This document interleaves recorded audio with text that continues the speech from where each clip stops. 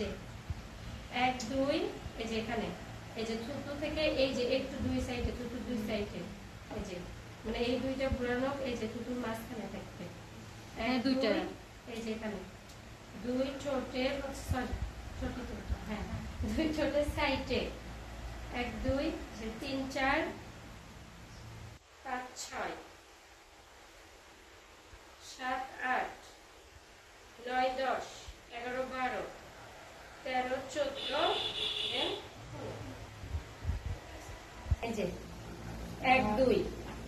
থুতুর মাঝখানে হাত দুইটা ঘোরানো এবং এই দুইটা এই যে নিচে থুতুর এই সোজা না কিন্তু একটু কিন্তু অ্যাঙ্গেল আছে